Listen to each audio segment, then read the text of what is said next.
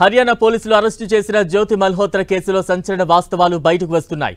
Jyothi Malhotra travel with Jo పేరుతో social media platforms ను maintain చేస్తోంది.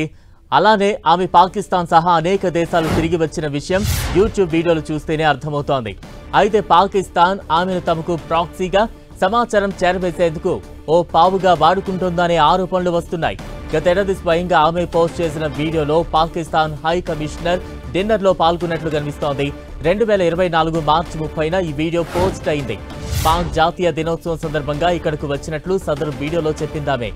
ఇక్కడే పాక్ హై కమిషనర్ ఆఫీసులో పనిచేసే ఎహ్సాన్ ఉర్ రహీం అలియాస్ డానిష్ అనే అధికారితో పరిచయం ఏర్పడిందని పోలీసులు ఎఫ్ఐఆర్లో పొందుపరిచారు.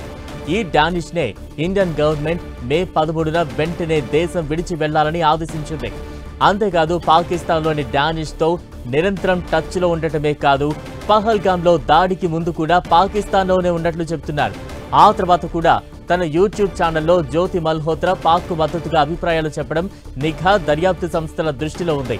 అంతేకాదు ఢిల్లీలో పాక్ ఎంబసీ దగ్గర పహల్గామ్ దాడి తర్వాత కేకు పట్టుకొచ్చిన డానిష్ తోనూ జ్యోతి మల్హోత్రా కనిపించడాన్ని కూడా దర్యాప్తు సంస్థలు తీవ్రంగా పరిగణిస్తున్నాయి. ఈ ఆధారాలతోనే పాకిస్తాన్ జ్యోతి మల్హోత్రా నుంచి ఎలాంటి సమాచారం రాబట్టిందో తెలుసుకునే పనిలో నిఘా సంస్థలు ఉన్నాయి.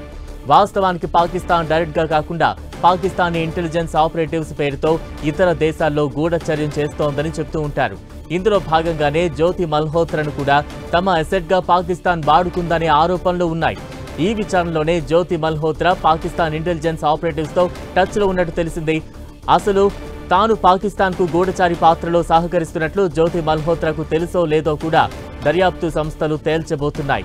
తనకి ఉన్న లక్షలాది ఫాలోయర్లను రంజింపజేయడానికో ఇతరితర వలపు బలలు విసరడానికో జ్యోతి మల్హోత్రా వివిధ ప్రదేశాల్లో ప్రవర్తించిన తీరు కూడా చర్చకు వస్తోంది. బికినీలు, అర్ధనగ్న ప్రదర్శన ఈమె వీడియోల్లో కామన్ గా కనిపిస్తూ ఉన్నాయి. సికింద్రాబాద్ వందే భారత్ ప్రారంభ కార్యక్రమంలోనూ ఈమె హడావిడి చేయడం ఇప్పుడు బయటకు వచ్చింది.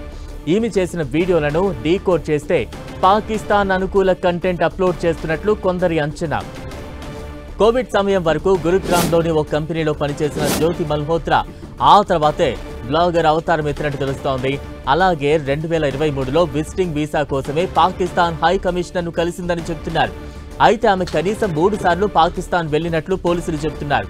అంతేకాదు పాకిస్తాన్ లో ఉండేందుకు స్థానికంగా ఆలీ అనే వ్యక్తి సహకరించారని తేలింది. ఇక ఇప్పుడు తేలాల్సిందల్లా ఒక్కటే, జ్యోతి మల్హోత్రా నిజంగానే ఏవైనా రహస్యాలను, సమాచారాన్ని పాకిస్తాన్ కు చేరవేసిందా? అది తెలిసి చేసినా తెలియక చేసినా నేరమే. ప్రస్తుతం ఆమెపై నమోదైన BNS 152 సెక్షన్ దేశ సమగ్రతకు ముప్పు కలిగించడమేననే అభియోగం కింద నమోదు చేసేది. కాబట్టి ఈ కేసులో జ్యోతి మల్హోత్రా పీకల్లోతూ ఇరుక్కుపోయిందనడంలో ఎటువంటి సందేహం లేదు.